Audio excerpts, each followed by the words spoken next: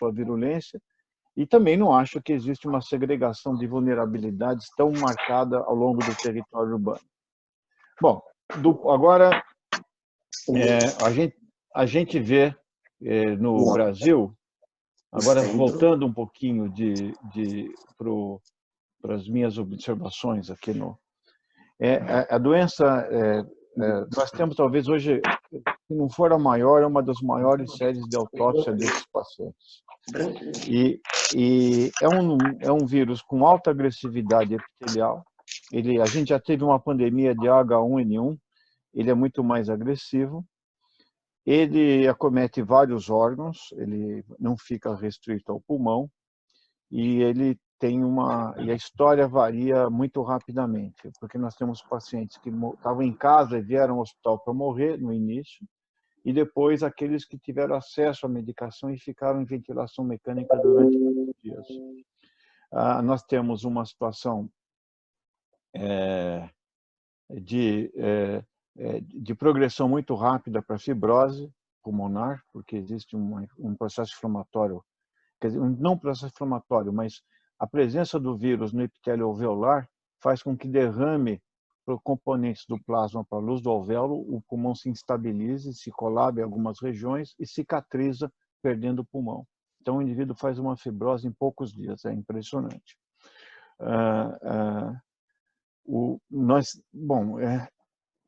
Então, não se trata de uma gripe, né? Por que eu estou falando isso? Porque agora tem umas considerações sobre o discurso do governo, certo? Nós estamos procurando, enquanto não há remédio, então nós somos no Brasil, assim como aconteceu nas epidemias ao longo dos séculos, sempre se procurou remédios milagrosos, sempre se atribuíram culpados às grandes pandemias, né, de todas as espécies, tanto com a peste negra, depois o cólera também foi objeto de supostas sabotagens, e assim vai. E isso no Brasil proliferou de uma forma muito intensa, né? Nós temos, de um lado, uma dissociação entre o governo central e os governos estaduais e prefeituras, que tem uma base científica, uma discordância científica enorme, porque o presidente acredita em medicações que não tem ainda comprovado. Um pouquinho só. Fica quieto.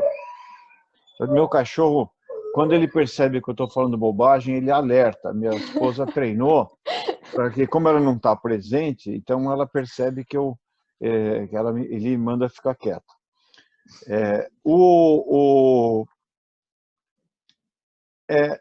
Não existe nenhum remédio, um antídoto para o SARS-CoV-2. Então, mas isso é apregoado como sendo existente. Então, o Brasil fez milhões de comprimidos de hidroxicloroquina que não tem evidência nenhuma sólida, e se existir tem um efeito marginal. E isso tem sido usado como discurso. O ministro da Saúde, ele é um político, ortopedista, mas ele foi colocado com bons técnicos, né? E ele fortalecia o isolamento e a parada da economia, e foi retirado de circulação, e no final ele deu uma aproveitada para cacifar, na minha opinião, um papel político para ele no futuro, né? Quer dizer, ele é muito mais hábil politicamente do que o presidente, então como ele sabia que ele ia sair, ele criou um confronto para poder, consciente de que vai haver uma tragédia. Acho que nós estamos com o sistema de UTIs no estado de São Paulo, que eu conheço melhor, aproximando-se da lotação máxima.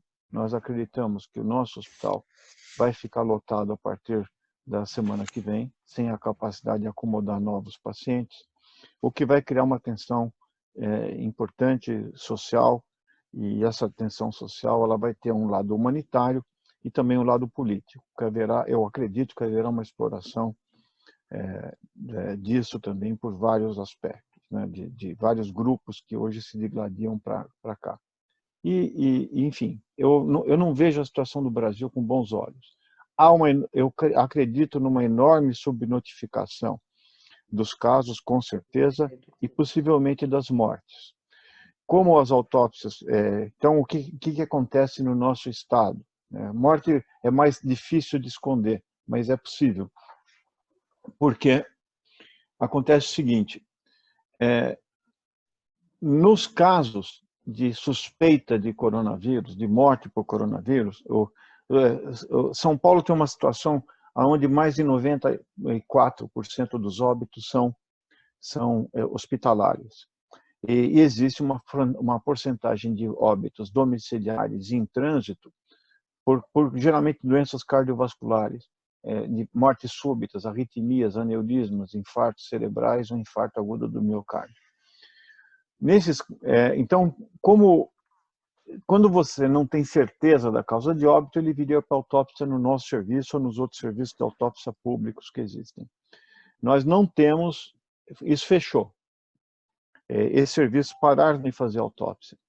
Então, o que se faz? Aplica-se ao familiar um inquérito com sinais, sintomas e perguntas objetivas e um discurso livre, e depois isso é interpretado por um conjunto de médicos treinados para fazer uma espécie de autópsia verbal do paciente. Se ele tem queixa de doença respiratória e febre nos últimos dias, esse caso é considerado, se colhe o PCR, o exame de presença do vírus na secreção orotraqueal, e procura-se definir, e o corpo é enterrado como insuficiência respiratória aguda a esclarecer, aguarda investigação. Existem hoje um número aproximadamente...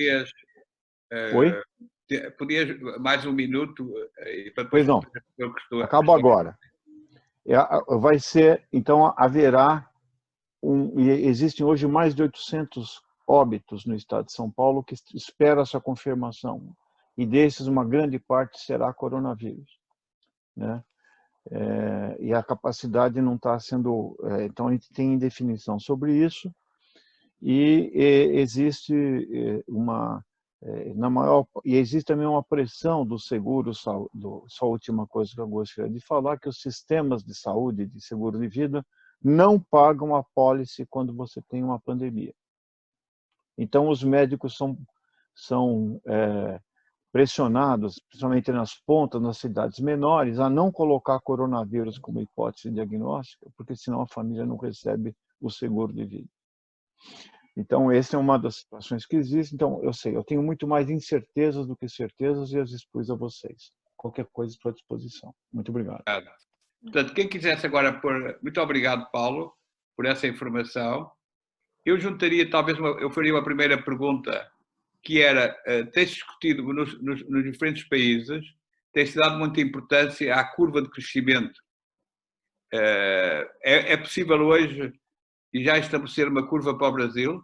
Sabe-se qual é o ritmo de crescimento?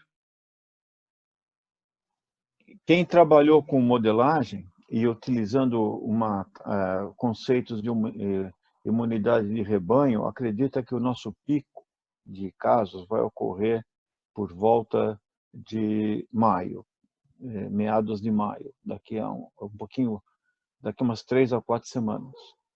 E teríamos uma fase de estabilidade e o decréscimo aconteceria em junho. Mas como esses modelos, que são relativamente precisos, eles são informados por dados de mortes e contágio impreciso, porque você não tem capacidade de teste, eu não saberia dizer qual o grau de precisão que esses modelos vão ter para prever essas datas.